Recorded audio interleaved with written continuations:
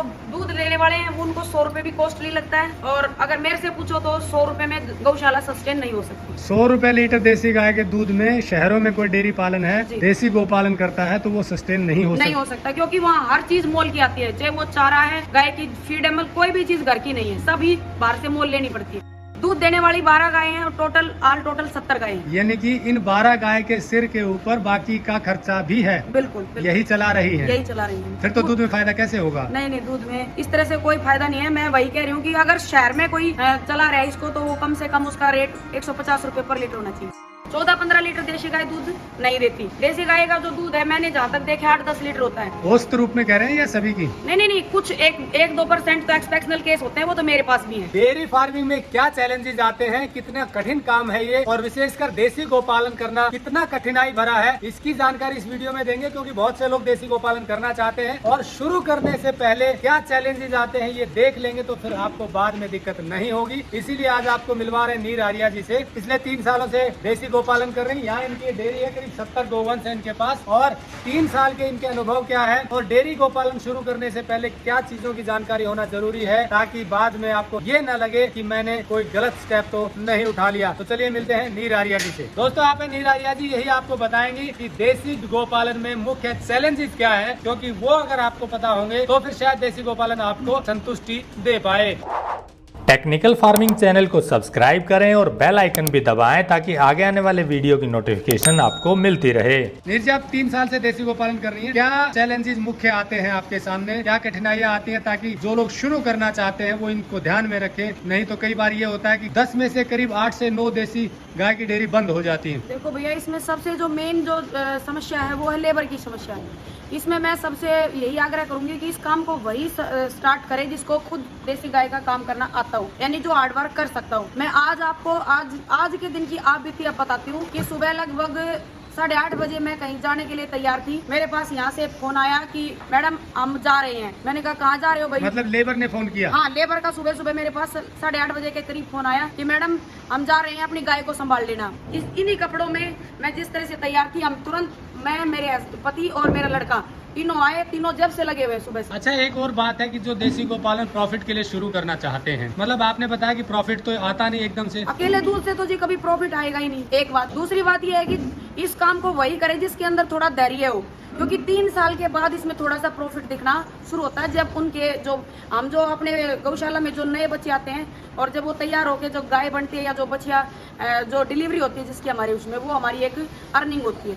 तो इसमें केवल वही भाई आए जो 3 साल तक धैर्य रख सकेंगे। मतलब 3 साल तक तो लगाना ही पड़ता है। 3 साल तक बिल्कुल उनको धैर्य से काम करना पड़ेगा बगैर प्रॉफिट के। अच्छा, आपने बताया कि आप लेबर के साथ या गोपालक गो सेवक के साथ लगी रहती हैं, आपको 24/7 की ये ड्यूटी है। क्या ये पार्ट टाइम कोई जॉब के तौर पर ले सकता है कोई बिजनेस, ऐसा कर सकता है इसे? नहीं जी, ये पार्ट टाइम के लिए बिल्कुल नहीं है, ये तो 24x7 का काम है। और बाकी क्या चैलेंजेस आते हैं जब आपने गाय शुरू लेकर आए, उसमें भी दिक्कतें आई होंगी? शुरुआत में तो देखो ये चैलेंजिंग आए कि हमने मोस्टली गाय जो यूट्यूब पे दिखाते कुछ और है, होता कुछ और है। कई 3-4 गाय मेरे साथ भी ऐसे हुआ, मैंने खरीदी साहिवाल नस्ल की और आई वो दोगली नस्ल की, यानी कि साहिवाल और राठी का मिक्स, और फिर पैसे पहले ले लेते हैं, बाद में हम उनका कुछ कर भी नहीं सकते। तो एक तो शुरुआत में गाय खरीदने में भी दिक्कत आती है, क्योंकि प्योर जो बताई जाती है शायद वैसा मिलती नहीं, सब जगह नहीं होता, पर कहीं कहीं ऐसा होता है। 90% लोग वहाँ पे ऐसा ही करते, दिखाते कुछ है और बेचते कुछ है। बल्कि अब 2-3 जगह तो मेरे इस तरह से पैसे फंसे हुए हैं कि टोकन मनी डाल दो पहले 5000 रुपए, हम आपको दूध दिखा देंगे। जब टोकन मनी डाल देते हैं उसके बाद वो नंबर स्विच ऑफ हो जाता है। तो ये आप ऑनलाइन मतलब यूट्यूब पर देखकर संपर्क करते हैं? कई बार जब हम नहीं जा सकते कहीं पर, तो मैं मोस्टली जो गाय हैं वो हम यूट्यूब से मंगाते हैं। जो ब्रीडिंग फार्म से लिए हैं वो अलग हैं, जैसे सूरतगढ़ से लिए हैं, नूर महल से लिए हैं, साहिवाल नूर महल से लिए, सूरतगढ़ से हमने थार पार कर लिए। उनकी तो प्योरिटी 100% है, लेकिन जो गाय हम बाहर किसी दूसरे भाई से खरीदते हैं उनमें वो मिलावट करते हैं, दिखाते कुछ और हैं, देते कुछ और हैं। दूसरा ये है कि दूध जो बेचकर इसमें प्रॉफिट कमाने की सोचते हैं, वो क्या गणित है? वो तो जी गणित अगर मेरे से पूछा जाए तो जो देसी गाय है वो जो ये बोलते हैं ना 14 लीटर देती है, 15 लीटर देती है, सब झूठ है। 14-15 लीटर देसी गाय दूध नहीं देती। देसी गाय का जो दूध है मैंने जहाँ तक देखे 8-10 लीटर होता है। औसत रूप में कह रहे हैं या सभी की? नहीं, कुछ 1-2% तो एक्सेप्शनल केस होते हैं, वो तो मेरे पास भी है, वो एक अलग बात है। मतलब 90% जो गाय है मैं उनकी बात कर रही हूँ। कुछ तो केस होते हैं, जैसे मान लो 72-37 की बेटी है मेरे पास, उसने फर्स्ट लैक्टेशन में मेरे को 17 लीटर दूध दिया है। तो ऐसे मेरे पास 3-4, वो एक अलग केस है, वो मैंने फार्म से खरीदी है, वो कॉस्टली भी उतनी ज्यादा है। मैं और गाय की बात कर रही हूँ जो हम बाहर से खरीदते हैं, वो दिखाते हैं वहाँ पर दूध रोक कर की ये 17 लीटर की है, 18 लीटर की है। हम उस तरह उनको पैसे भेज देते हैं, लेकिन वो यहाँ आकर 10 लीटर से ज्यादा नहीं दे रही। अभी का फिलहाल का मैं आपको 10 दिन पहले का बता रही हूँ, मेरे खुद के मामा जी ने एक गाय ली है और 78,000 रुपए में हमने वो गाय ली, और वो गाय फिलहाल 6 लीटर दूध पे है। तो ये हालात उनको, और वो खिला क्या रहे हैं उनको सारी चीज, क्योंकि उनका खुद का भट्ठा है, उनके पास किसी चीज की कमी नहीं है, वो इतना खिला रहे हैं। वो बार बार मेरे पास फोन करेंगे, बेटा तूने कहीं वहीं से ली, जो तू कहती है वही खिलाता हूँ। फिर भी गाय 3 लीटर पर टाइम दूध दे रही है। मतलब औसत दूध 8 से 10 लीटर ही है। बिल्कुल। और ये तो पीक पॉइंट की बात कर रहे हो, पूरे लैक्टेशन में इतना भी नहीं रहता। नहीं, अगर गाय की हम मान लो कई बार किसी के पास नंदी नहीं होता, जैसे मेरे पास तो खुद का नंदी है, लेकिन कई भाई जो 2, 3, 4 गाय रखते हैं वो नंदी अफोर्ड नहीं कर सकते, तो वो गाय की AI करा देते हैं डॉक्टर से, यानी कि वो जब वेट पे आती है तो डॉक्टर से टीका लगवा देते हैं। उसके बाद जैसे ही टीका लगाएंगे गाय जो दूध से एकदम 3 से 4 लीटर डाउन मार देती है। कुछ समय के लिए होती है? नहीं, बस वो परमानेंट है उसका, फिर वो 2-3 महीने और दूध देगी और उसके बाद धीरे धीरे वो डाउन चली जाएगी। तो मतलब दूध की बात करें तो मात्रा कम रहती है। बिल्कुल। ऐसे में सिर्फ दूध बेचकर फायदा बिल्कुल नहीं होता है कि नहीं होता? दूध बेचकर फायदा नहीं हो सकता। हाँ, जो देसी गौपालन करते हैं उसमें एक फायदा है कि हमारी जो देसी गौ माता है उसके 5 गव्वे काम के हैं, तो हम उसके जो गव्वे हैं उन पर काम करें, उनसे कुछ प्रोडक्ट बनाएं और उनको मार्केट में अपनी खुद की एक मार्केट तैयार करें, तो उससे एक फायदा हो सकता है। अच्छा, कई लोग शहरों में डेयरी पालन करें, जैसे आप भी दिल्ली में की रहने वाली हैं, तो यहाँ तो किराया भी बढ़ जाता है, लेबर चार्जेज भी बढ़ जाते हैं। ये आपने बिल्कुल सही प्रश्न पूछा मेरे से कि यहाँ का जो किराया है वो 25,000 रुपए पर महीना है, और इसके साथ साथ मैंने 1 एकड़ और ले रखी है जिसमें मैं पूरा दिन इसको खुले रखती हूँ बाहर, उसमें ताकि ये स्ट्रेस में ना आए। तो 25,000 रुपए पर मंथ इसका किराया, और प्लस उस खेत का किराया। और जो दूध लेने वाले हैं वो उनको 100 रुपए भी कॉस्टली लगता है, और अगर मेरे से पूछो तो 100 रुपए में गौशाला सस्टेन नहीं हो सकती। 100 रुपए लीटर देसी गाय के दूध में शहरों में कोई डेयरी पालन है, देसी गोपालन करता है, तो वो सस्टेन नहीं हो सकता, क्योंकि वहाँ हर चीज मोल की आती है, चाहे वो चारा है, गाय की फीड है, कोई भी चीज घर की नहीं है, सभी बाहर से मोल लेनी पड़ती है। यानी कि यहाँ रेंट जो है, जहाँ गोपालन आप कर रही है ये रेंट हो गया, खाली जमीन की में जहाँ बांधती है वो रेंट हो गया, फिर हरा चारा जो लाते हैं। इसके अलावा गौशालाओं में और भी बहुत खर्चे होते हैं, जैसे गाय कई बार बीमार हो जाती है, या मान लो गाय हीट पे ना आए, या गाय बार बार रिपीट हो जाए, ये भी एक समस्या है। तो अब तक 3 साल के अनुभव में बात करें तो आप दूध क्या भाव बेच रहे हैं और कितना आपको फायदा हुआ है? अभी तक तो अगर मेरे से पूछोगे आप तो मेरा नो प्रॉफिट नो लॉस पे चल रहा है, और अभी कुछ लगभग 8-1 महीने से मैंने इसके प्रोडक्ट पे जो गव्वे उन पे काम स्टार्ट किया है, तो अब धीरे धीरे मेरी जो गौशाला है वो लॉस से प्रॉफिट की तरफ अग्रसर है। तो वो भी तब हुआ जब आप पंचगव्य उत्पाद बनाने लगे? उसके लिए मैंने पहले पंचगव्य का 1 साल का डिप्लोमा किया, कई जगह से ट्रेनिंग ली, उसके गौमूत्र और गोबर पे कार्य सीखा, उसके बाद ये स्टार्ट हुआ। तो 100 रुपया अगर अकेले दूध बेचती रहे आप तो गोपालन सफल होगा?